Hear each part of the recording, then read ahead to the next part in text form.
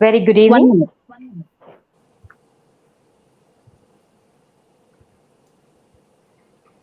Can you start? Yeah, we can go ahead, ma'am. Perfect. A very warm welcome to one and all present here. Today we are going to inaugurate the very first episode of the conversation series on understanding Swami Vivekananda. It has been 125 years since Swami Vivekananda, a great dynamic youth leader, returned to India in February 1897 after his triumphant tour of the West. The main purpose of this initiative is to spread the call of Swami Vivekananda across the youth to build up a resurgent India. Swami Vivekananda, or Nari, as he was known in his pre-monastic days, was born to Vishwanath Datta and Bhuvaneshwari Devi in Calcutta. He had the build of an athlete, a resonant voice, and a brilliant intellect, and was an undisputed leader amongst his colleagues. His inborn tendency towards spirituality and his respect for ancient religious traditions and beliefs on one side, and his sharp intellect on the other side, made him question about the existence of God. At this juncture is when he remembered his professor's word to meet the great saint Sri Ramakrishna Paramahamsa, and Swamiji gradually surrendered himself to his master and became his staunch disciple. Swamiji traveled to America via China, Japan, and Canada and reached Chicago in 1893. There, to his dismay, he learned that the Parliament of Religions would not be held until September, and no one could be a delegate without credentials. Later, through Professor John Henry Wright of Harvard University, he received a letter of introduction to the chairman of the Parliament of Religions. On the 11th September 1893, Swamiji had to address nearly 7,000 people representing various religions from all corners of the world. Swamiji had never addressed such a huge crowd earlier.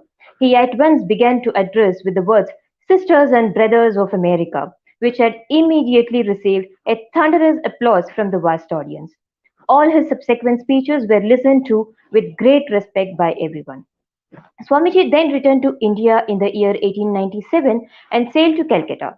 There, Swamiji paid a touching tribute to his master by saying, If there has been anything achieved by me, by thoughts or words or deeds, if from my lips has ever fallen one word that has helped anyone in the world, I lay no claim to it, it was his.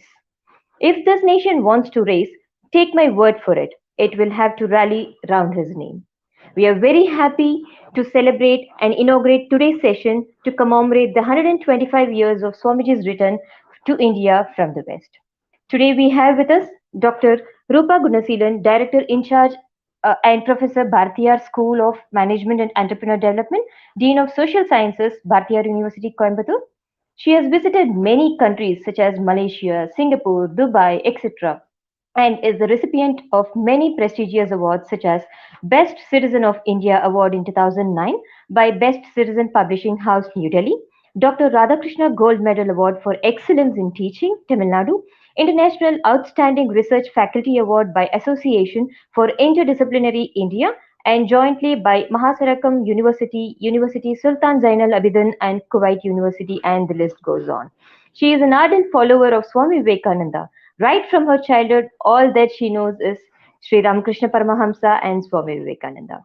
Dr. Rupa Gunasilan has been inspired by the works of Swamiji, and she works very hard to spread the message of Swamiji to the students who is the youth of our nation. We welcome you, ma'am. We also have with us through M. Murali, Sri Krishna Sweets Chennai, who is well known for his philanthropic activities and always engages in doing good for the society. Sir, we seek your blessings today and request you to inaugurate today's session and deliver a few words.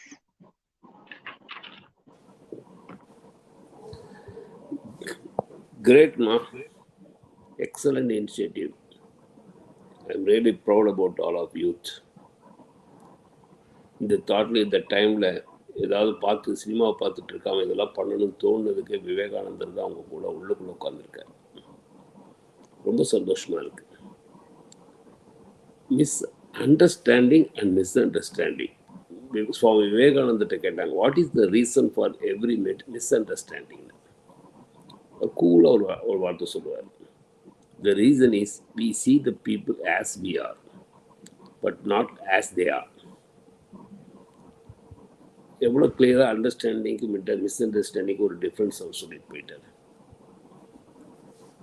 Vivekananda அப்படி சொன்னாலே உடம்பு இருக்குதுமா. எவ்வளோ power! இந்த after 125 இயர்ஸ்க்கு அப்புறமும் நம்ம அவர் நினச்சிட்டு இருக்கணும். அப்புறம் எவ்வளோ எனர்ஜி அவர் ஸ்ப்ரெட் பண்ணியிருக்கணும். How much he create the people, how much he evaluate to ஒரு லெவல்லேருந்து ஒரு லெவலுக்கு கொண்டு வந்திருக்கணும். This miracles has happened because of the faith he have in his Guru. Once faith is fully accepted, the miracles can happen. How can the faith come is because of surrender. Haripriya say, the surrender, that is the reason. Once he surrender 100% to his Guruji, everything miracles. I am happy to be a part of these things. 3 things I'm always, இன்னும் 3 வருஷம் விவேகானந்த சுவாமி எனக்கு maximum கொடுத்த விஷயம். Whenever I went to temple, I stand before Vivekananda, I say, please give divine power. Next I go to Paramahamsa and stay and say, please give divine wisdom. Then I can go to Amma and say, please give divine love. These 3 things is amazing. What is the divine power and power? It is nothing. நம்ம பவர்னு எதை நினைக்கிறோமோ அதில் ஒரு உண்மையை கொண்டு வந்து இதுதான் சத்தியம் அப்படின்னு கொண்டு வந்து காமிச்சது அவர் தான்.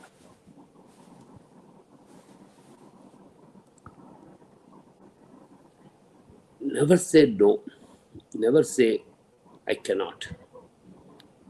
For you, infinity. All the power is within you. You can do anything. This is Vivekananda.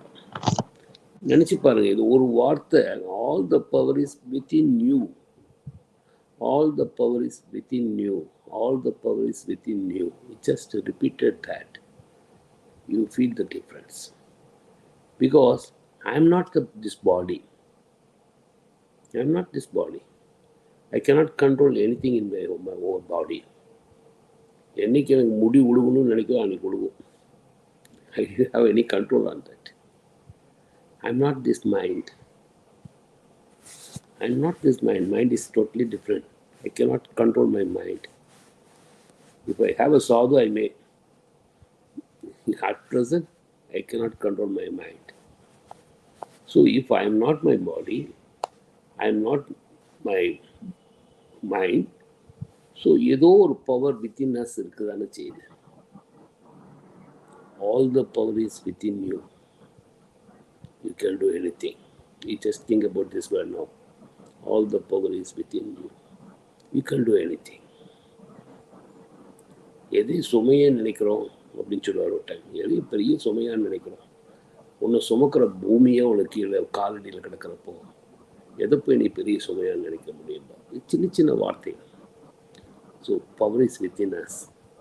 Wisdom, divine விஸ்டம்ங்கிறது எதை வந்து நம்ம மண்டக்குள்ளே யோசிக்காமல் ஹார்ட்ஃபுல்லாக நினைக்கிறோமோ அந்த யோசனை எல்லாமே சக்ஸஸ் ஆகும்.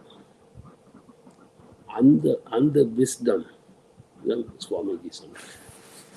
Divine love. திங்க் பண்ணி பாருங்க, சாதாரண லவ்வுக்கும் இதுக்கும் உள்ள டிஃப்ரெண்ட். பியூரிட்டி ஆஃப் லவ் வந்து I can say mother's love. எந்த விதமான எக்ஸ்பெக்டேஷனும் இல்லாமல் பியோர் லவ் எதுன்னா mother love. Pure love has no motive. It has nothing to gain. Swami Vivekananda. ஒரு பியோர் லவ் எங்கேருந்து வரும்? அன்னை முன்னாடி நின்னீங்கன்னா அந்த பிளெஸிங்ஸ் அப்படியே மேலே பாடிக்குள்ள அப்படியே உள்ளே போகும். நம்ம அந்தராத்மாவோடு அது கலக்கும். That makes a lot of difference. Pure love, divine wisdom, divine power. இது 3 நமக்குள்ளே வந்துச்சுனாலே the world is within you. தமிழில் சொல்லுவாங்க, அண்டத்தில் இருக்கிறது தான் பிண்டத்தில் இருக்குது. What is available in Prapancha, it is within you. Once you are going deep in with you, you can feel the Vivekananda, Rameshna Paramahamsa, or any guru who make you different. Thank you, Ma. Thank you very much for the things. இது இந்த concept ரொம்ப பிரமாதமான concept. Whenever you have a doubt, there is a platform to get the answer for that doubt. Amazing. நிறைய சில்ட்ரன்ஸுக்கு வந்து நிறைய யங்ஸ்டர்ஸ்க்கு வந்து நிறைய questions இருக்குது. ரூபா கூட சில மாதிரி மேடம்லாம் வந்து ஆன்சர்ஸ் அவங்களுக்கெல்லாம் சொல்லி கொடுக்குறாங்க அப்படின்னா ரொம்ப தேங்க்ஸ்மா. இந்த இந்த விஷயம் வந்து ரொம்ப பெரிய மாற்றம் ஏற்படுத்தும். Thank you for all the peoples to participate. என்னோட நமஸ்காரம். தேங்க்யூ வெரி மச்மா. Thank you. Thank you very much, sir, for always enlightening us with your wonderful words. Thank you very much once again. We all strongly believe that without the guidance from the monks of this order, it is impossible to understand Swami Vivekananda in a better way. We are now going to hear the benediction address by Swami Dharmishtanandaji, Manager Sri Ramakrishna Math, Chennai. स्थापकाय च धर्मस्य सर्वधर्मस्वरूपिणे अवतारवरिष्ठाय रामकृष्णाय ते नमः। तां देवीं रामकृष्णं जगद्गुरुं पादपद्मे तयो श्रुत्वा प्रणमामि मुहुर्मुहुः। नमः श्री यतिराजाय विवेकानन्दसूरये सच्चित्सुखस्वरूपाय स्वामिने तापहारिणे। Namaskar to all. அனைவருக்கு வணக்கம். Let's all pray to the Almighty for the good of all. அனைவரின் நலனுக்காகவும் இறைவனிடம் பிரார்த்தனை செய்வோம். ஓம் நமோ பகவதே Sri ராமகிருஷ்ணாய. Dear friends, Swami Vivekananda says, my children, work unto death, I am with you for the good of others. And when I am gone, my spirit will work with you. Arise, awake, stop not till the goal is reached. This is his thundering message to the nation. This word, arise, awake, which we hear in the promo video, Prasanti mentioning this, some of this quotation. Yes, he said, when I am gone, my spirit will work with you. That is true. Yes, today whatever we see, His Spirit is working through all of us. Undoubtedly, we should believe in it. Why he prayed in such a manner? I am with you always. Just to take our nation to a great height. That was his prayer. The whole India, hundreds of years of suffering under the foreign rulers. The Indian citizens, they have forgotten they are human beings. This was the situation during that period. Somehow we wanted our nation to come up well. Whenever India is in a good position, having the wealth of knowledge, also prosperity, it always shared with all other nations. That means whenever India is well, the whole world got benefited from Indian wealth and Indian spiritual wealth also.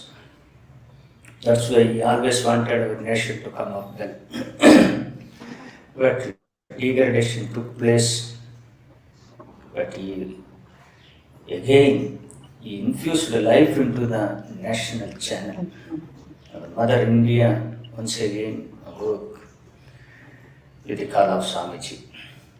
But still he has given us some responsibility to follow. What are the things? He has given a lot of things, but still, for this occasion, just I want to share is one of the requests which he has placed before us. To make every individual, every nation, three things are necessary, he said. What are these? First, he says, we should have the conviction of the power in goodness. நல்லியல்பெறியின் ஆற்றலில் திட நம்பிக்கை. Whatever good I do, it will produce a good result. If I am good, the whole world around me also will be good. That conviction should have first. Second, he says, absence of jealousy and suspicion. See, this very vital. Swamiji says the downfall of India was we were jealous of each other. We never allowed other friends or other people to come up well. That dragged us down. So that jealousy should be banned. And we should not have any suspicion with any other things. பொறாமையும் சந்தேகமும் இருக்கக்கூடாது. This is the second thing he said.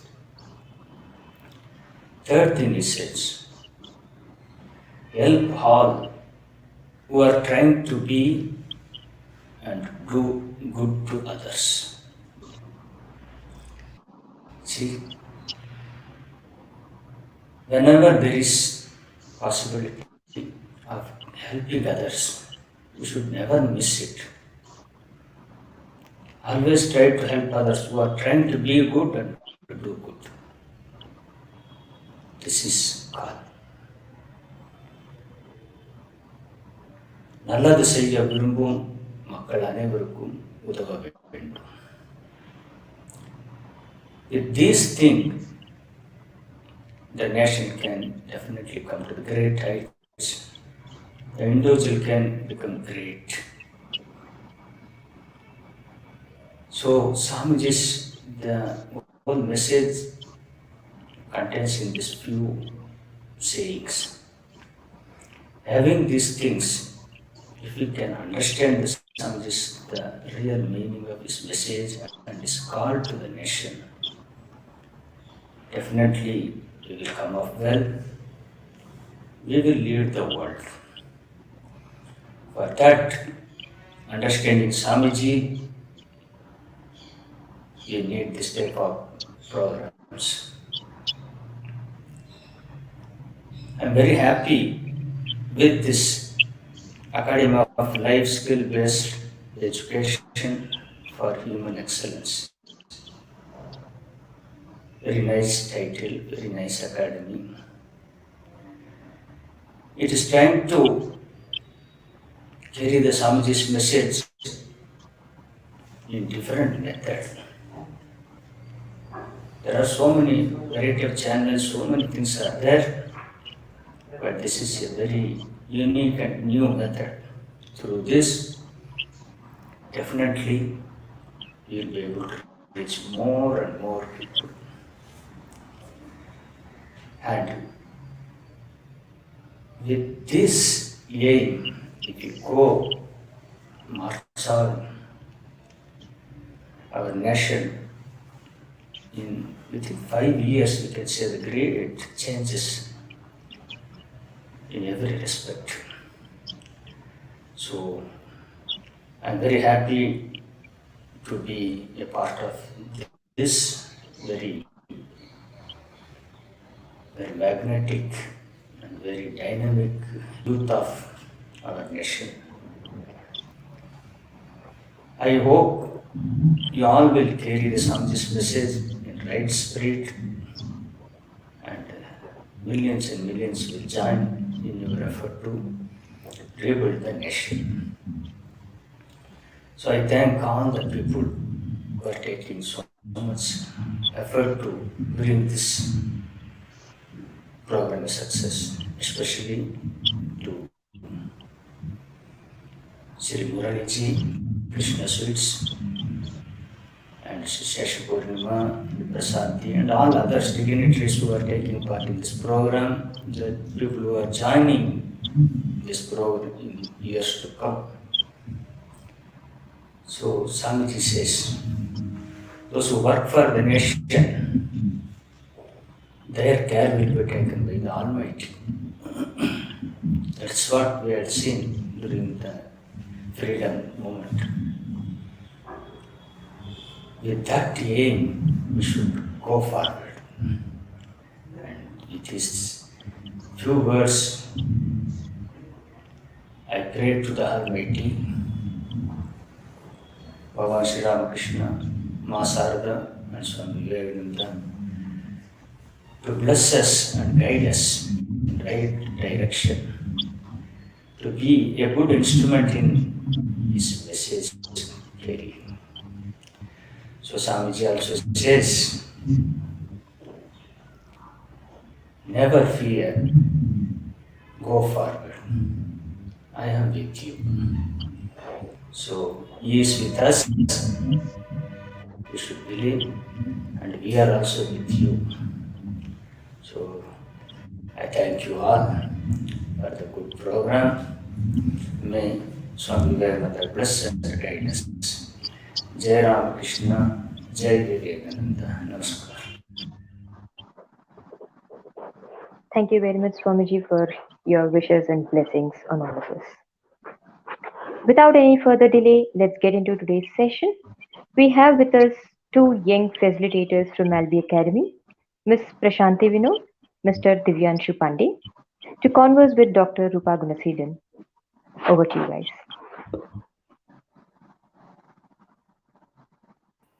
Thank you, ma'am. In fact, myself and Divyanshu are really excited to converse with Rupa ma'am and to learn more and to as well give back to the society. So, Divyanshu, without any further ado, we can go ahead with the questions. So, over to Divyanshu.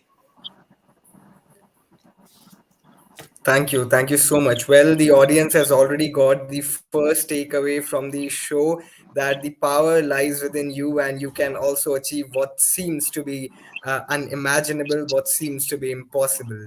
Ladies and gentlemen, a very good evening to you. It fills my heart with joy unspeakable when I take the stage to learn from one of the finest personalities who could help us today to walk along the road of the history as we celebrate the 125th year of return of Swami Vivekananda from his historic address at Chicago. Madam, as we go live today on YouTube with hundreds of households watching us, my first question to you is to let the youth of the 21st century know, to let the toddlers, to let the teenagers, to let the children of this century know who Swami Vivekananda was, about his life, about his deeds, his teachings, and above all, his message to the global fraternity and his capacity of a young ambassador who took India's culture to the Western world. Over to you, madam. Yeah. Good evening to all of you, and my special mentioning and salutations to Murali sir and Swamiji, team of young ambassadors who are here, raising questions and looking forward for some meaningful and value additions from my speech. I'm really grateful and thankful to all of you. And this is a exceptional platform which gives access to meet hundreds and hundreds of students, and that itself is giving energy to me to go further. And uh, with respect to your question, I'm eagerly waiting to give the details to you. As you all know, the dream is still alive. Vivekananda Swamiji's dream is still alive. It was handed over to him by Paramahamsa Swamiji, and it was handled very effectively. The message is, go and tell to the world that that is something precious. The Advaita Vedanta is something precious that has to be spread around. Go and tell to east and west everywhere. And that was very effectively done by Swamiji through his travels, meeting people in the West. And he added one more mission to his goal. The mission is to make India more socially developed, to see Indians adapt to the preachings and teachings of the age-old traditions and culture, along with age-old traditions and culture, and make it prominent from among all the philosophies of this world. So that was very effectively, very beautifully handled by Swami Vivekananda. And his disciples followed it. That's why there are a lot of missions like Vidyalaya and all those places was established, educating youth, and still the a great noble job is going on and on, generations after generations, by a lot of sannyasis and Swamijis taking up the torch of light from him and spreading it across very, very beautifully.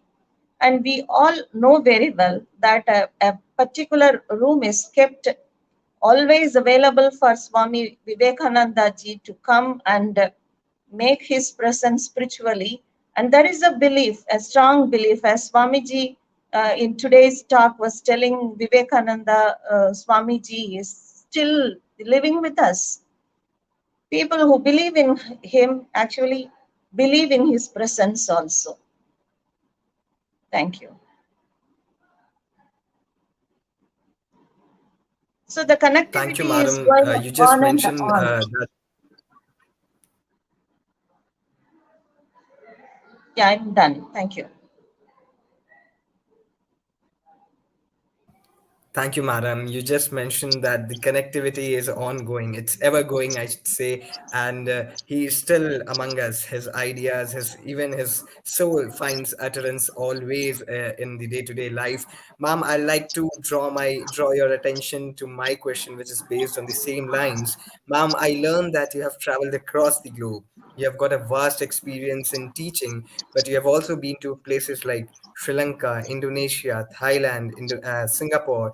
And ma'am, these are the places which have been actually the centers of meditation, centers of knowledge, historic centers of yoga, asanas, and if I properly use the term, adhyatma. So, ma'am, my first question to you is, ki having traveled across the globe, especially to places like Indonesia that I mentioned, which have been historic centers of learning, religion, thought process, what keeps you still very committed and rooted to the ideas and teachings of Swami Vivekananda in this very neo-populist and globalized world? Madam, kindly. Um, yes, Divyanshu, the question is very, very relevant and apt. See, the point here is the societies which I visited, the countries which you mentioned, are all disciplined societies. There is no doubt about it. And it was impressive, actually, talking to those people of all those countries. Was very, very impressive. But one aspect is, wherever you go, I can understand our society culture is well enrooted, and we have something very special, which should be told to the world. The special touch comes from aspects like, um, when all other world look forward and look outside from within, we are trained to look from outside to within, and not from inside to outward. That contradiction is what is amazing. See, we always look from inside to outside.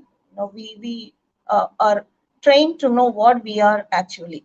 So that knowledge is something very special to Indian society, and our rishis and siddhas, gurumars, Swamijis are well known for such traveling inside, knowing our own self and getting our own strengths and making our personality more internal oriented, and making it strong day by day, and then facing the world and ruffles and tuffles of the world with our inner strength and inner power. So that is what is mentioned by Swami Vivekananda ji also in various speeches of his own self.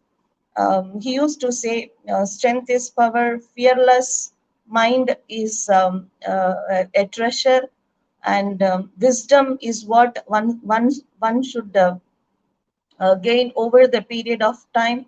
The true wisdom is knowing that God is within you. See, all these messages are what we can see only in Indian society, and you can't see anywhere outside. So though there are practices like yoga and meditation, I could see the same is found in Eastern societies, as you said very rightly, in Indonesia, in Japan, in China, and various other parts, even in Malaysia, Singapore, and all those places. But we know India was pioneer in all this. It is practicing the same for centuries and centuries together. We can even say, when you look at Tamil literatures, it is like meditation. Davam is part of regular life, daily life of any individual, and that has created wisdom or inner strength that can directly make a person to get connected to the external forces, and get guidance from spiritual connectivity and all those. Lot of miracles happened in our society. The very existence of Swamijis and saints like Ramanuja and Ramakrishna Paramahamsa, and various other great saints, people made India, Vallalar Peruman of Tamil Nadu. See, all these people, all these saints, great people have given this kind of exceptional wisdom, which is not much taught in schools and colleges. But only when you understand what is going on in the spiritual world from true sense, you can really understand how these people were preaching or getting the divine knowledge and spreading the same to the rest of the world. Thank you.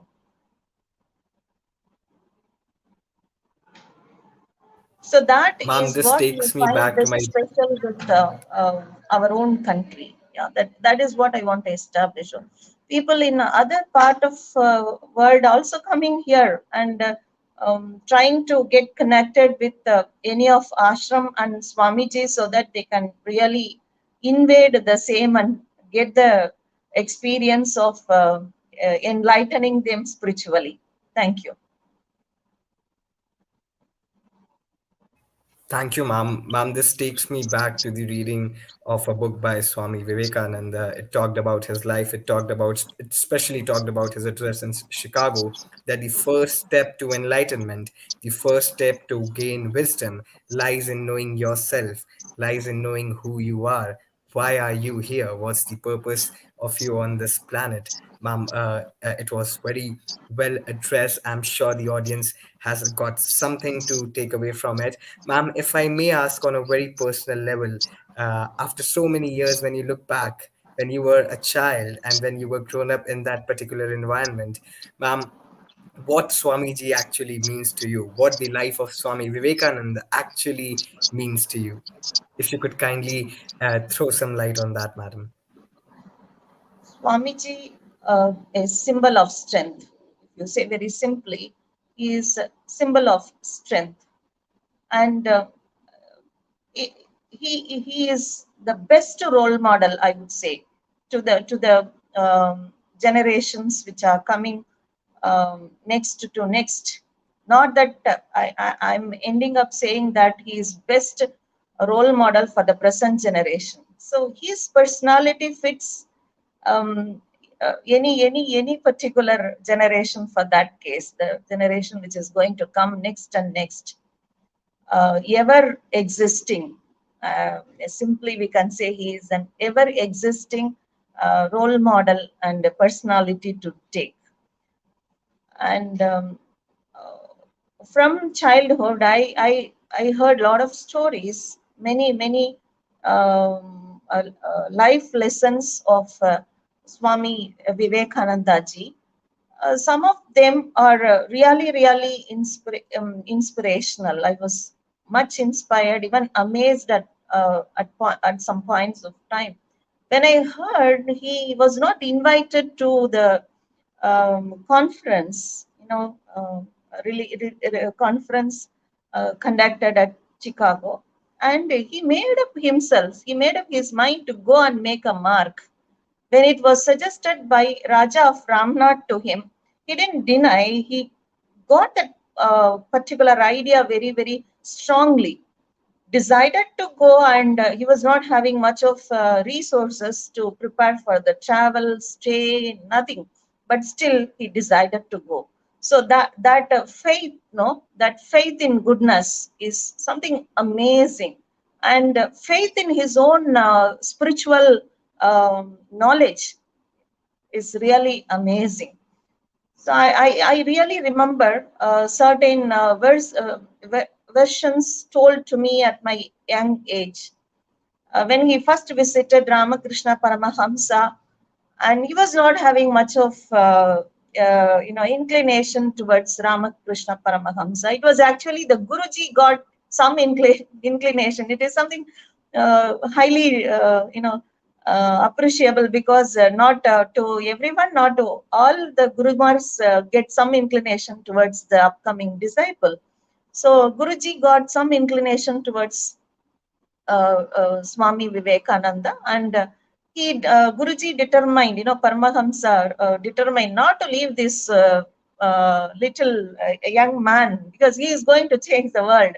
That kind of conformity he got at the first instance of their meeting. So that was the personality, that was the kind of curiosity, that was the kind of eagerness Swami Vivekananda ji expressed right at his young age.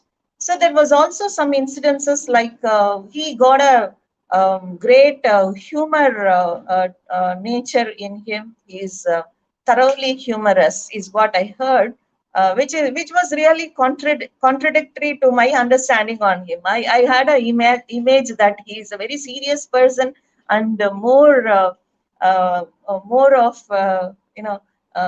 spiritual silence he used to practice. But actually, when he was in Dava meditation, he used to be silent even for days together. When he start talking, he talked to people with all his potential, and with all his humor that make people to cling to him for hours, days together. And that is how he actually attracted people. Thousands and thousands of people got attracted towards him, towards his preachings, and he was really engulfing the whole world with his spiritual knowledge and a humorous nature. Thank you. I have a lot to say, but I should confine myself, no? No, ma'am. Please, the stage is yours. Yeah. So I Please. also came to know that when he traveled to Chicago and he heard that the conference was postponed to September month, he had to spend some months together without much of resources in his hand. He decided to go for lectures on spiritual aspects in different colleges, institutions, and all those, raised fund, everything. See, at one point when he came back to Chicago, waiting for the conference, he was not having even a delegate invitation with him, and knowing no one in the city. Look at the challenges he faced. Who gets the boldness and fearless? That is his quality.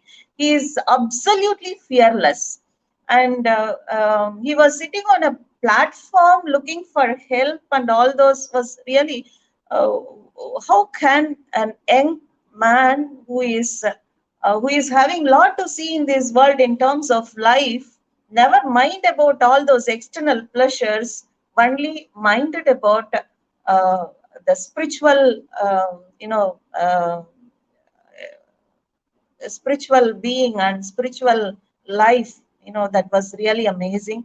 And he was helped by there was some mentioning in his one or two um, you know revelations, self revelations. George Honey was a person who helped him in getting the delegate um, uh, pass, and he got an entry into uh, the very popular conference, and he made uh, our country, um, very, very great. He made the country very great just by uttering sisters and brothers of America. See, that itself, that was end of everything. No one addressed in that way. So that was end of everything. He started talking about oneness of world without any hesitation, right? So when you say sisters and brothers of world, he is mentioning very clearly about all are from one source of birth. There is no division among people. There is no discrimination. There is no scope for any kind of discrimination. Just one single sentence made everything evident to people who were attending to it, and that was actually making everyone to rise up and put hands together, clapped for some few minutes, and then only the gathering allowed him to go further. So that was the kind of applause, the energy he was spreading. He didn't come back immediately. Look at that. He decided, there are people who are understanding our spiritual insights, and there are people who are thirst of such knowledge. He understood all those in his short stay in America, and he decided to continue living in America for another 2 years. And he made a lot of impressions, left a lot of legacies with them, and even now they are in search of modern Vivekanandas in India. Thank you very much. Right, ma'am. Ma'am, the anecdote that you just shared with us, that a mind without fear is just like a treasure. I think this is the message, or this is the learning that the youth of the contemporary India should very well realize. And we would be actually heading on to his message, his relevance, and his philosophies, the importance of his teachings in the life of the youth of a country which has the largest demographic dividend, the country which is the youth which has not played cricket on the ground but largely on cell phones and laptop screens, which has written emails, which has actually witnessed the history in making the artificial intelligence, machine learning, when cryptocurrency is becoming a new norm. I would like to request my fellow friend Prashanti Vinod to please take over and move ahead with the conversation and the interactive learning process. Thank you so much. Thank you, Divyanshu. The questions were fantastic. Thank you so much. Thank you, Divyanshu. Ma'am, so when you were talking about it, I guess Divyanshu and myself, we definitely connect with Swamiji. As students of history, economics, and political science, Swamiji is one of the most powerful diplomat who represented India abroad. So thank you so much for bringing in all those. And this point of, having faith in oneself is something which we've been learning from the start of this session. All power is within you. You can do anything and everything. I guess I need to keep saying this every day so that I get energetic and work more and more towards myself and as well contributing towards the society. Ma'am, here is a question. In fact, the follow-up question from whatever we've been discussing now. Ma'am, now you are a responsible woman with so much of responsibilities that you have. How do you connect with Swamiji at this point of time? See, as you were mentioning very rightly, right from my childbirth to my 18 years of age, I was brought up by Vidyalaya, Sri Ramakrishna Mission Vidyalaya, Periyanaikanpalayam in Quadras. And all the qualities of Swami Vivekananda was imbibed in me right from childhood. See, getting up early in the morning, going to bhajans and listening to Swamiji's preachings and meeting people talking very politely, humbly, respectfully. All these are taught to me in that very very noble environment wherein a lot of Swamijis used to reside and they give many talks. And I was really blessed to make my personality so much like Swami Vivekananda ji's preachings and teachings. And whatever left out, when I started facing the outside world after my 12th standard in college and all those, the qualities which I imbibed from Sri Ramakrishna Mission Vidyalaya helped me a lot to gain importance, even gain some applause. People like my teachers, even now I say my teachers remember me very well because even from college to PG college and all the places wherever I learned, they remember me very nicely. Even small aspects of mine are remembered and recollected and spared with me in a lofty tone always. All because I was really respecting them like anything, was taking up their visions and insights, catch up like anything. They remember it. She was nice, she was good, she was doing well. Such impressions I could make. All those are only because of the inputs I received from uh, the Vidyalaya environment. So my special gratitude, and always I remember that very nicely.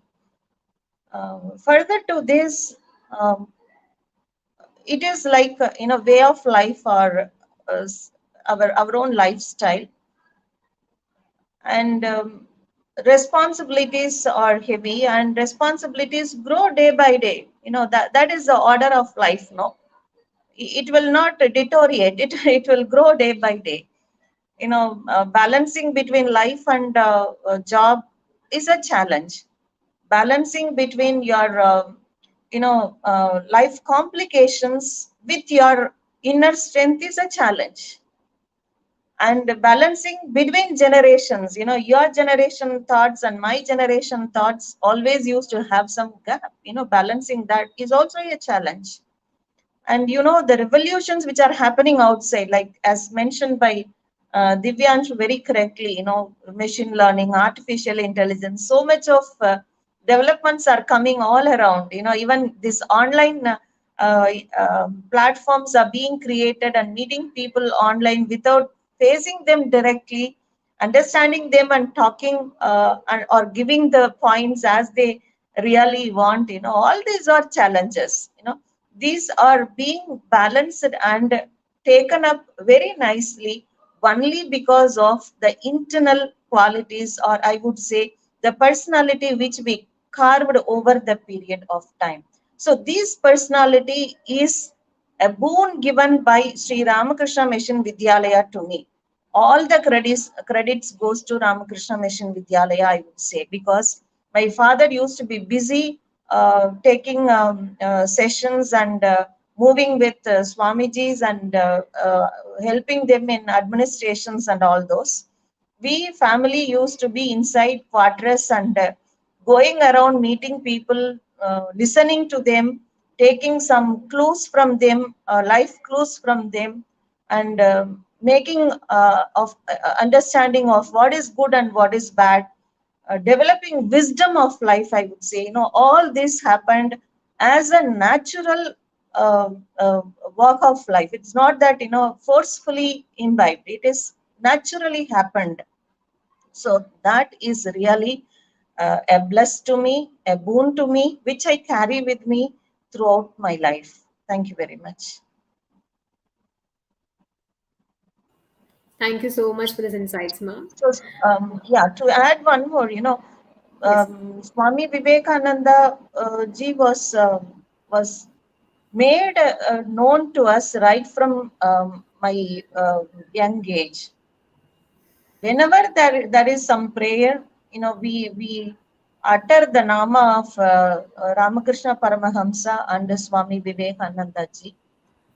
Actually, after my 12th standard, I was in a different world. Even till now, I am in a different world. But what I really cherish is my uh, youth days, which I spent inside the Vidyalaya campus. To that extent, the wisdom of life as an essence uh, imbibed in me very strongly. Thank you. I was just able to imagine how serene your entire childhood have been in the Yeah, campus, yes. in the ashram, in the mutt. Yes, That yes, was yes. great. Thank you so much for that insights. Over to Divyanshu. Thank you so much, Prashanti. And right, serene is the right word. Spiritual is the right word. Madam, I like to borrow some of the points from your conversation. You mentioned that there lies a very fine line balance when you have to deal between two generations. There lies a very fine line balance when you have to deal with your workplace and your home. There lies a very fine line balance when you have to realize what's good and what's bad. Yes, Mom, I would like you to enlighten the youth of today, my school friends, my seniors, my juniors, my brothers and sisters who are younger to me and and those who are elder as guardians, that what actually is the fine line balance? Because what I wish to ask you is that, but before that, ma'am, if you allow, I'd like to bring in a observation that how Indian society, the Indian mass, is witnessing a slight division of thought, where one of the group advocates that material prosperity and the cutthroat level of competition is the normal way of living. The idea of pressure, the idea of stress, the idea of anxiety is a very normal way of living and a part of life, while the other group suffers to convince that trifles that we encounter every day or the small happenings that happen just by the course of nature are enough to bring happiness, peace of mind, solace, and prosperity in its true sense. Ma'am, where does the buck stops for the today's youth, and what is the right balance between the two, between the cutthroat competition and between the real idea of how to live? Because walking along the lines of both the extremes, any of the extreme shall be very fatal. So, where is that fine line balance, madam? Thank you. I think you have come to the point. This is what actually we should talk very, very precisely. We should talk about. Um, I'm understanding the situation of yours. I can travel into your world, Prashanti and Divyanshu very much, because I'm always living with students, no. So I used to tell them, don't have a bleak and confused look, because I know they have a lot of things to carry with them, stress, particularly because, very next day they have to face the world. As I was telling to you, after my 12th standard, when I came out of Vidyalaya quarters and started living in outside world, outside environment, it was really a cultural shock. It took lot of time for me to um, get adapted to the external culture. The culture was totally different. Discipline was very much missing. The discipline which I was brought up and the discipline I found in external world, a lot of differences. So like that, young generation are having transfer or visualizing the transformations. Even with inside a home, they are actually not within the intimate zone, because the cell phones or televisions or the internet made them always in an open environment. They are in a social zone. They are not inside the intimate zone. As you all know, intimate zone, I mean, your immediate family gives you a lot of solace, gives you a lot of emotional support. When you got your social zone inside intimate zone, you can understand what is going on in every family. They are available to not available to anyone emotionally and psychologically. So that gap is gradually increasing. That disconnectivity within home, though they are available physically, mentally they are apart. That gap is slowly and gradually increasing. So it is the right time to give an alarm to the families. If we are very much for family,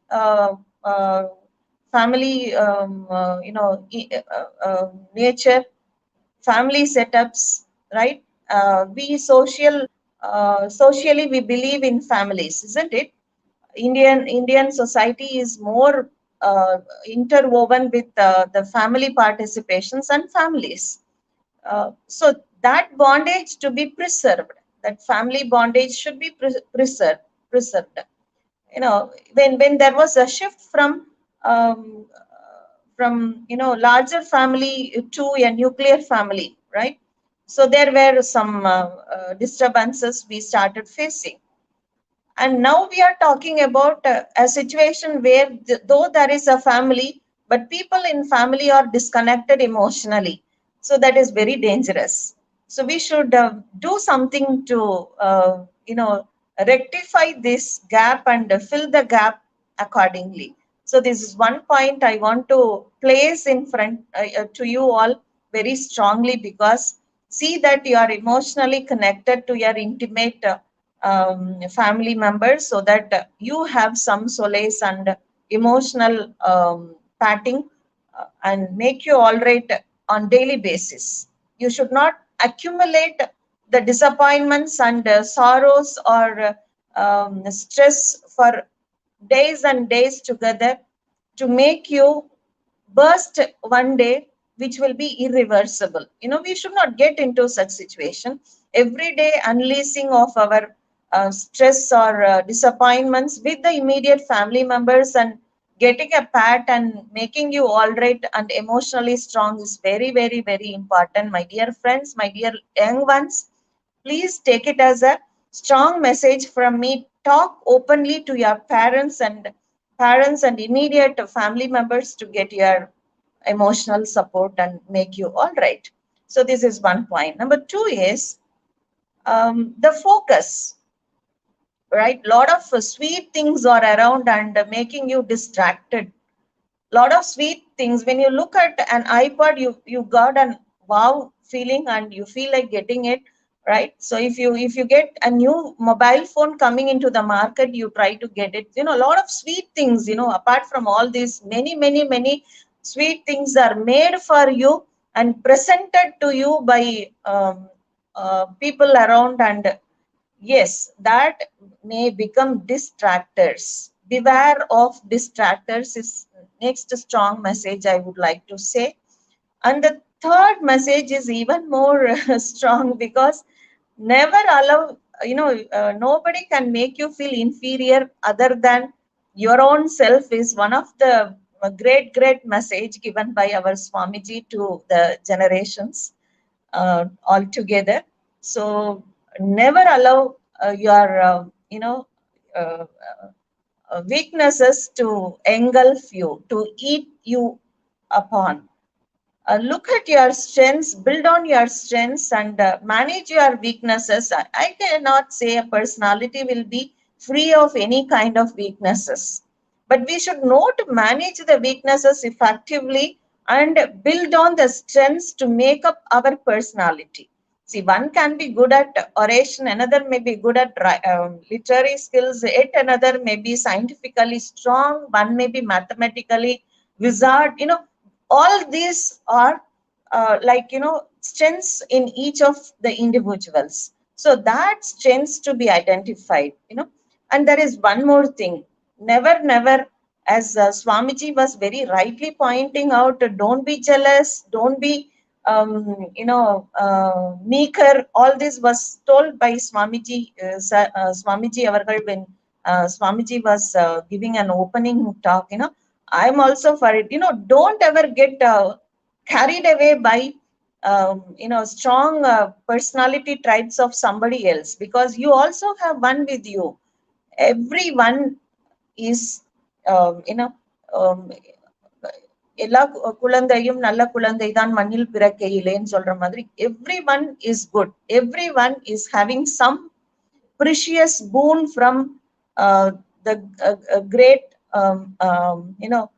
birth. Abbayar used to say, மானிடராய் பிறப்பதே தவம்னு சொல்லியிருக்காங்க அபை பாட்டி. So அந்த மாதிரி நம்ம பிறப்பு, our birth itself is a gift. In the birth, if we find what we are, it is another great gift. If we can build upon what we are and we can make a remarkable contribution out of our personality and our strong trait, it is yet another great impact we create in this world. And if we make somebody to take our traits by teaching them and contributing them and making them prepared to face this world, is yet another big impact which you are creating in this world.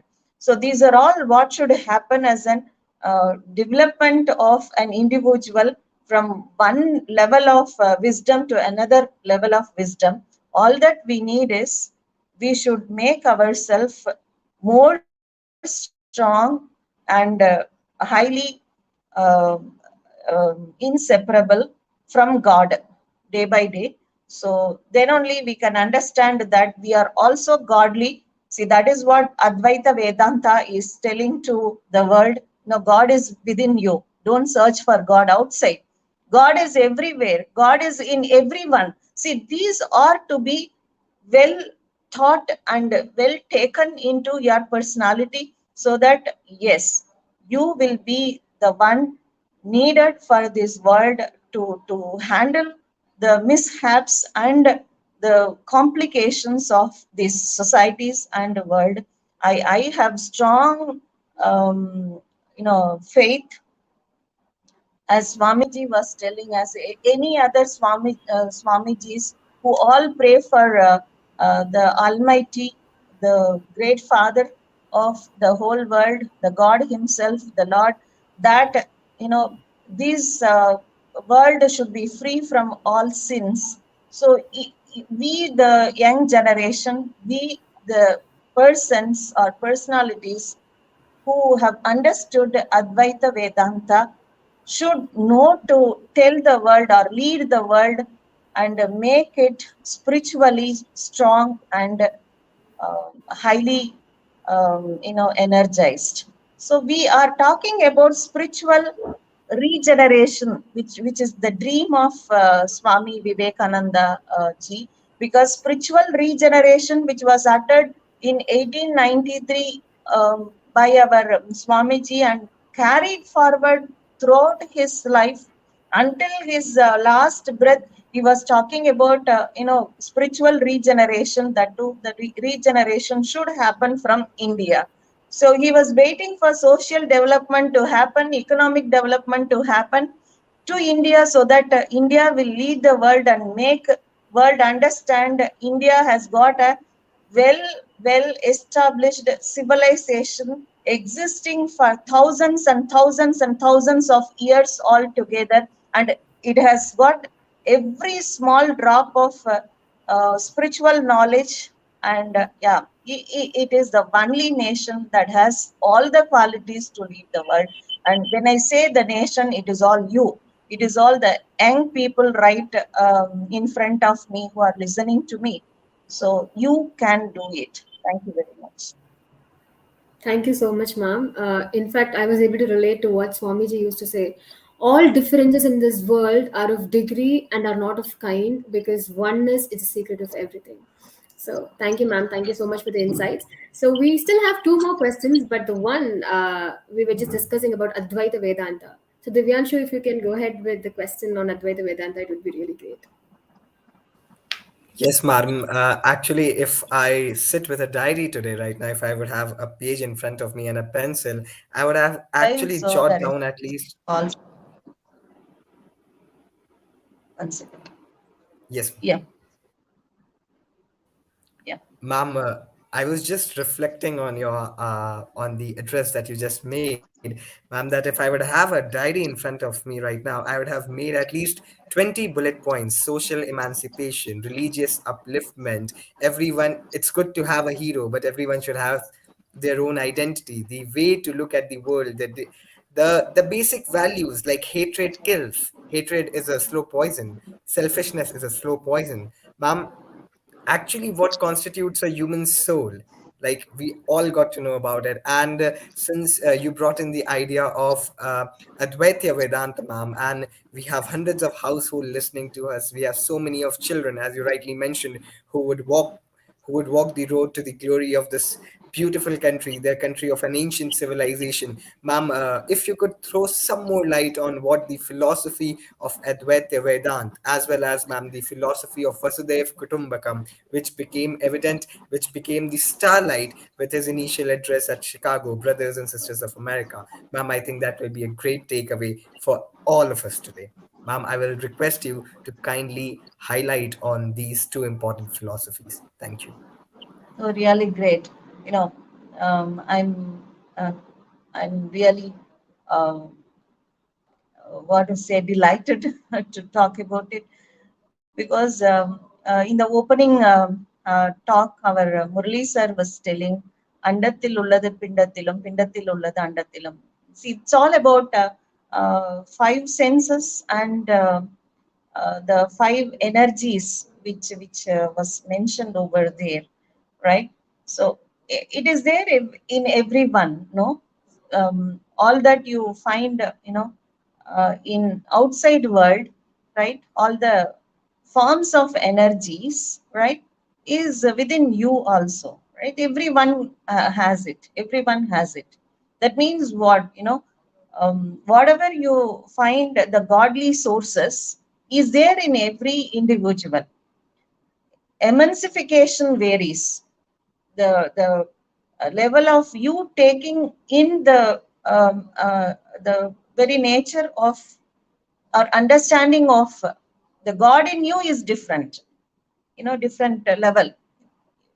That difference is what is existing in everyone, but God is there in everyone. The way you understand, the way you perceive, the way you take in, right, certain thoughts and insights of God, as you yourself as God's incarnation is the variation.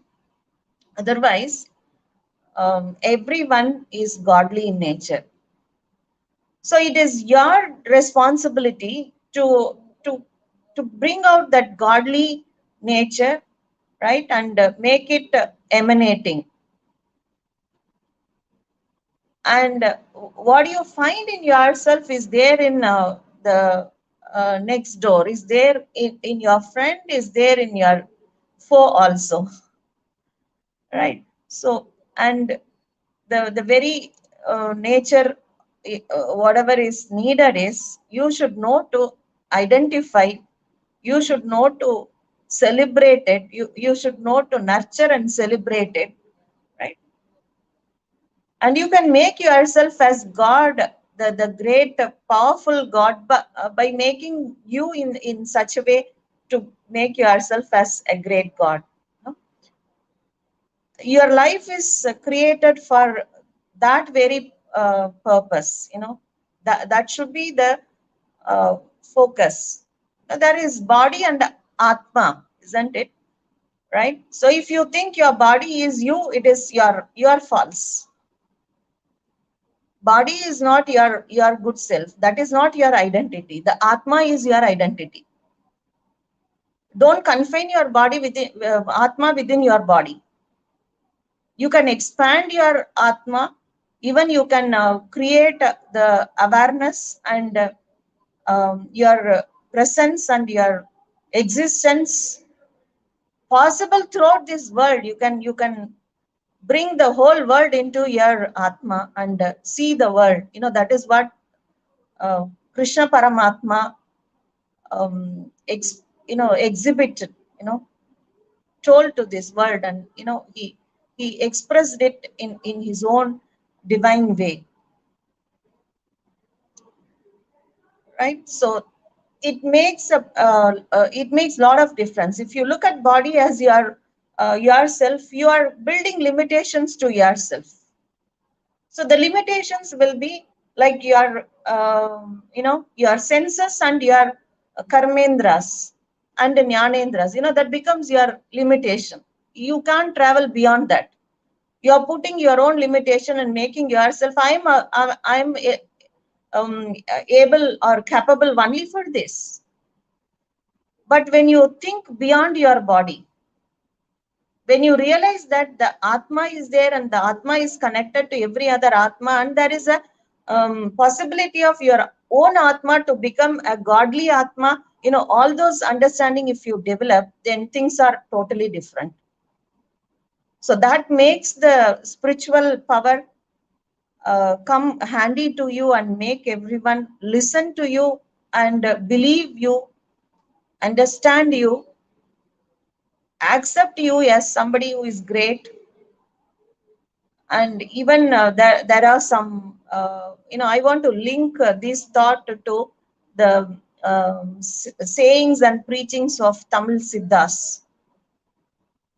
They say the same, you are none but God himself,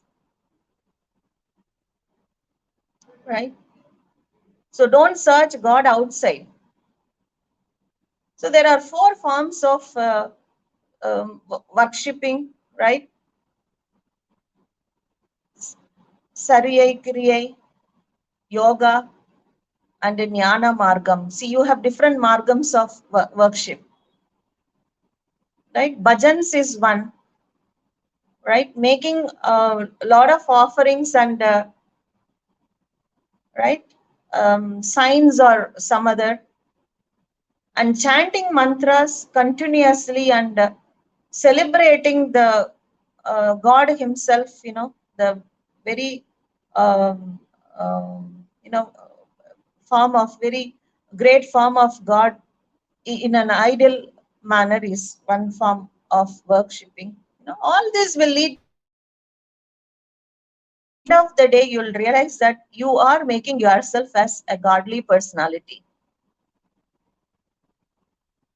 right? Disciplining your senses is what is much needed.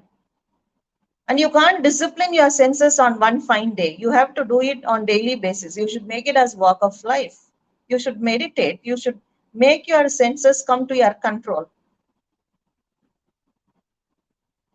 When you allow senses to go out of your control and cry that nothing is under your control, your body is not under your control, your senses are not under your control, and you are not under your control, then ultimately, and you'll break down, right? So there is some purpose for making all this available in the form of literatures, making or compelling you to read, take in the lessons, and make yourself more disciplined on daily basis, and make your senses coming to your control, and thereby manage your stress. Understand, right, your capabilities.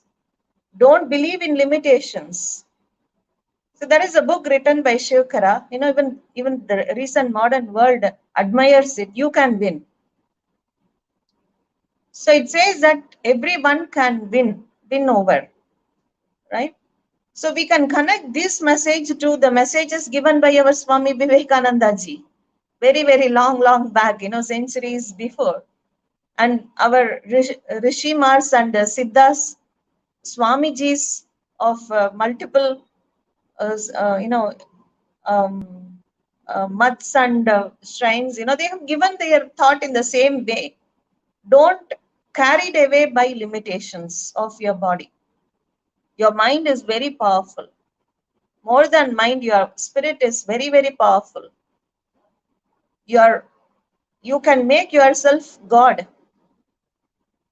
You can dedicate your life in making yourself as God.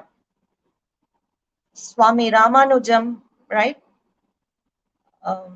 Swami Raghavendra, Swami Vivekananda, Swami Nivedita, Swami Ramakrishna Paramahamsa, all those are living a Buddha for that case, Swami.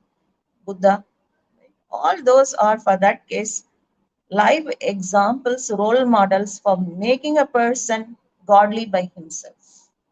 So there is something which comes as sadhakam, practice. So such practices are needed on daily basis for years together. Then you can realize the potential.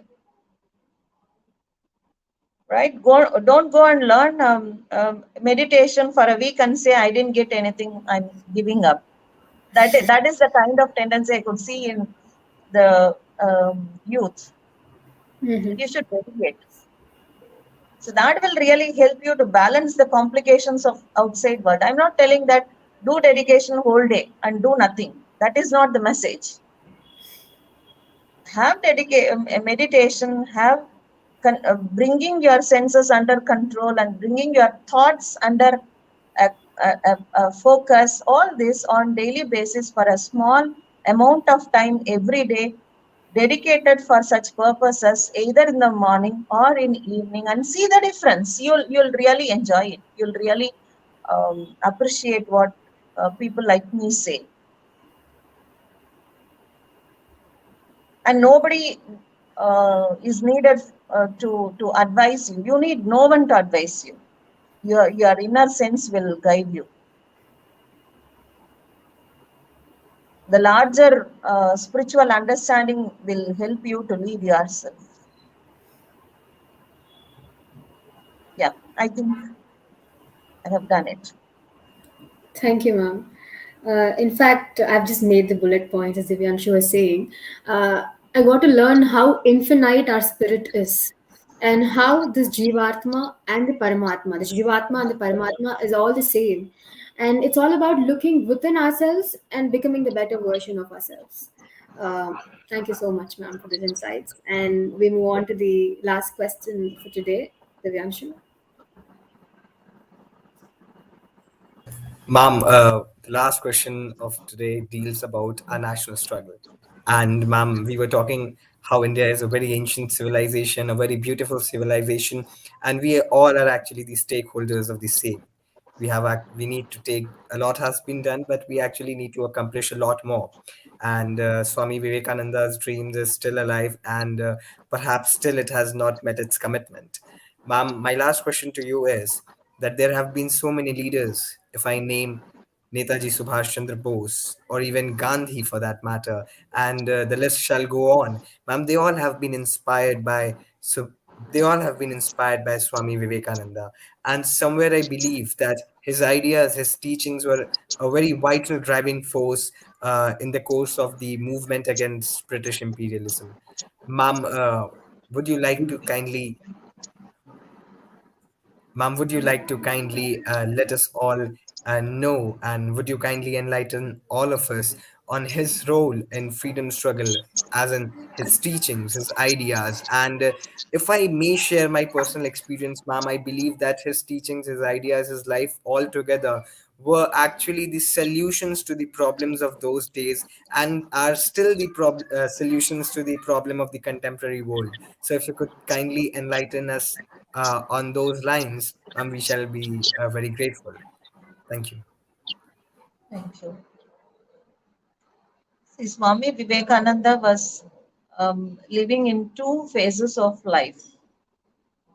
One is he also know the free India, the samrajyams of Maharajas, he know, and he also know the uh, the slavery part of India.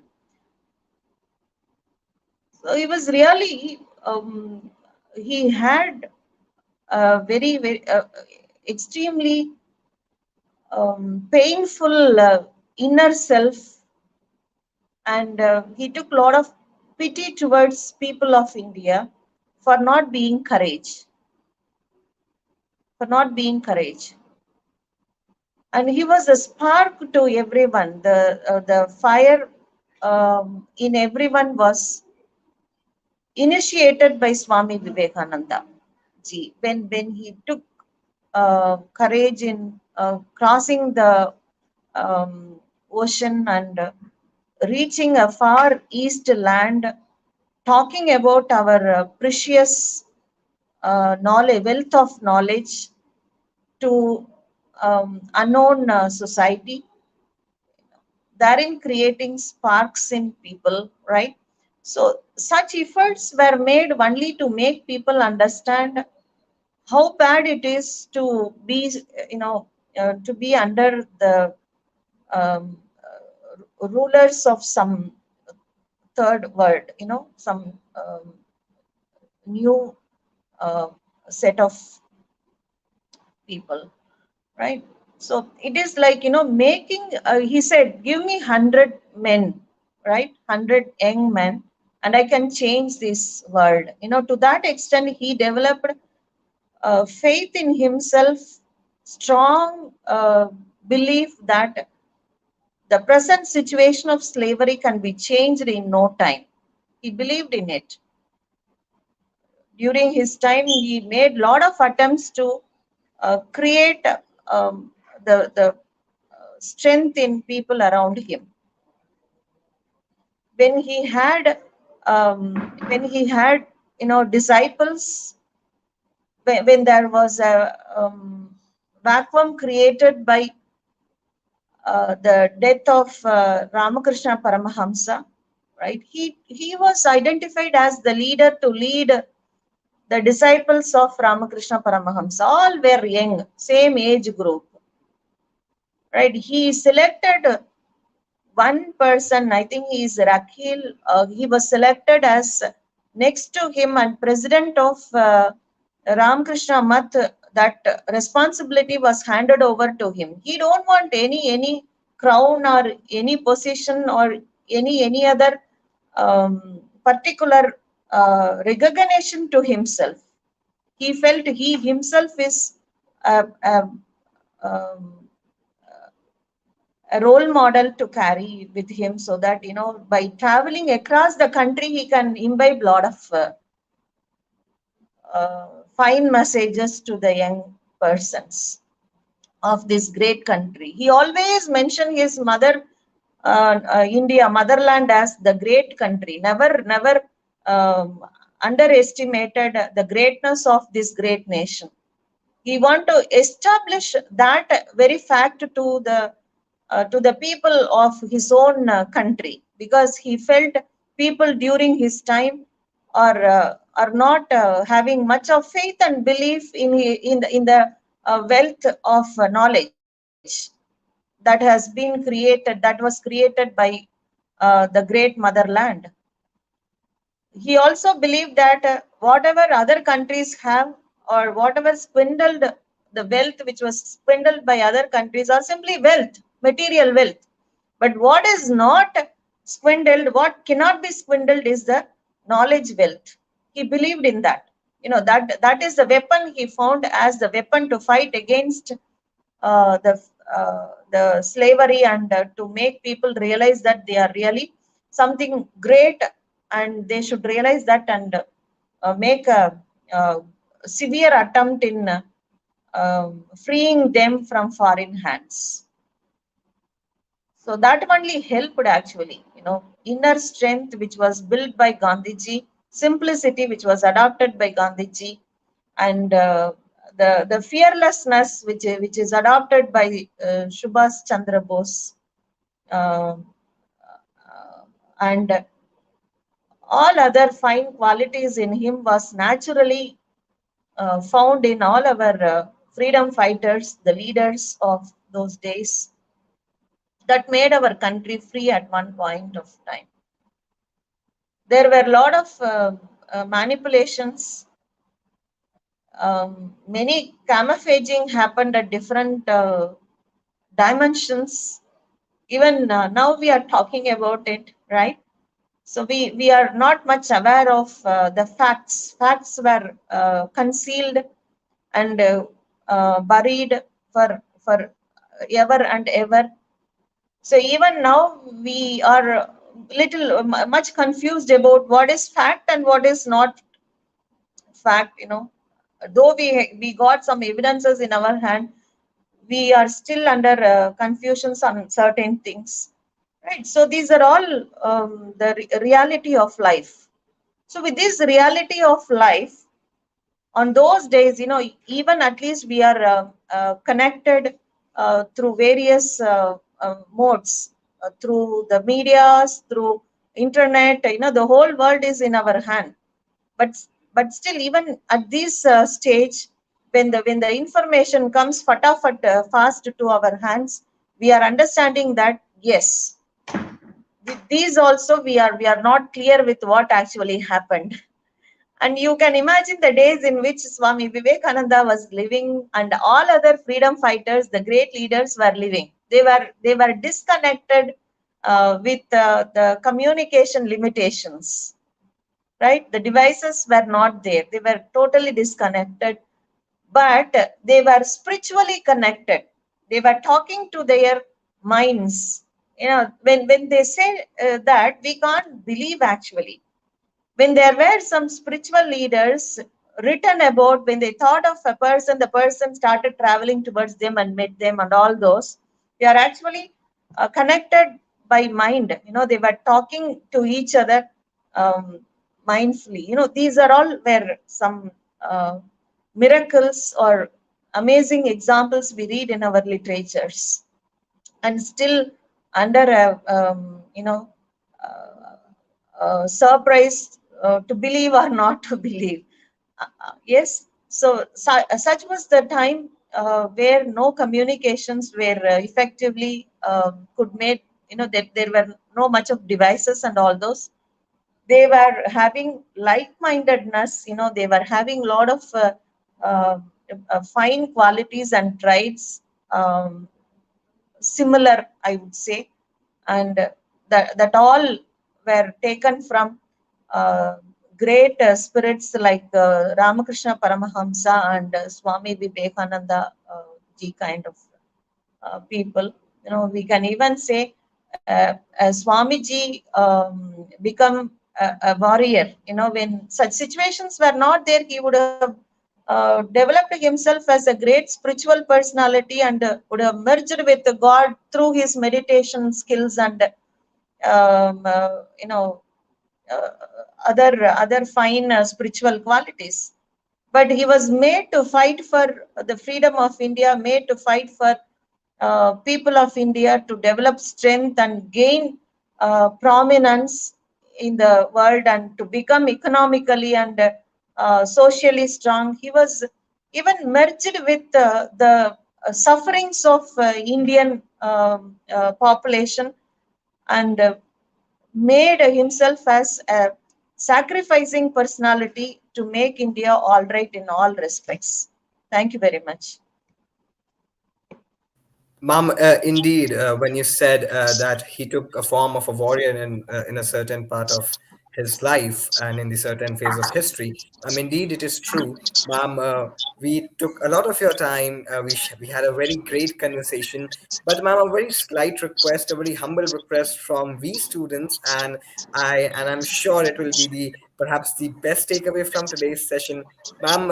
Undoubted is the fact that a student and a teacher can change the world. And so was the thing with Ramakrishna Paramhans, that he did not leave a young chap to, rule the way of his life. Rather, he sought something in it. He sought the spirit. And I remember a quote, ma'am, that a teacher knows the subject, but a teacher better knows his disciple. So if you could, since you're a teacher, you have such a vast experience, you teach management, you have traveled the globe, you have such a vast experience, you are a lot into academia. Ma'am, what is your message to the youth of India, youth of today, and all of us who are connected to you through the online medium? What is that One one simple, message that you would like yeah, to give to one all? simple message in one word, I would say, um, catch up the wealth of the nation, the knowledge wealth of nation, abundantly available, and it is your duty to bring it back to the world and make India spiritually regenerated, and making India spiritual, gain her spiritual leadership. So it's in your hands. Thank you. Thank you, ma'am. Thank you so much. Prashanti, over to you. Thank you. Thank you so much, ma'am. That rightly points out that knowledge is power, and India is on its way of becoming a Vishwaguru again. Thank you so much for joining amidst your busy schedule, ma'am. Yeah, yes. I'm One sure more that. thing I want to tell. Our ancient world used to be, all our economic, social development was made revolving around the spiritual epitome, the temples. So such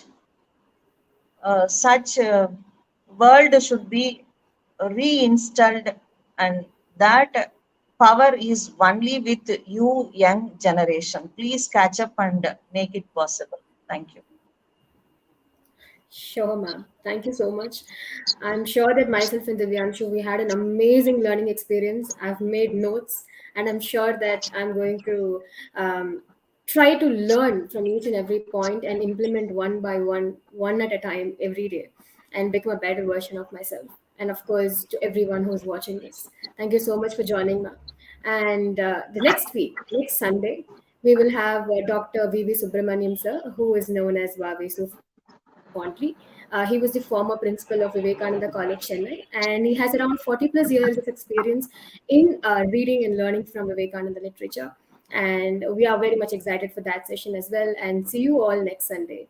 Jai Ram Krishna, Jai Ma, Jai Swamiji. Namashri Yatirajaya, Vivekananda Suraye, Satchit Sukha Swarupaya, Swamine Tabhare.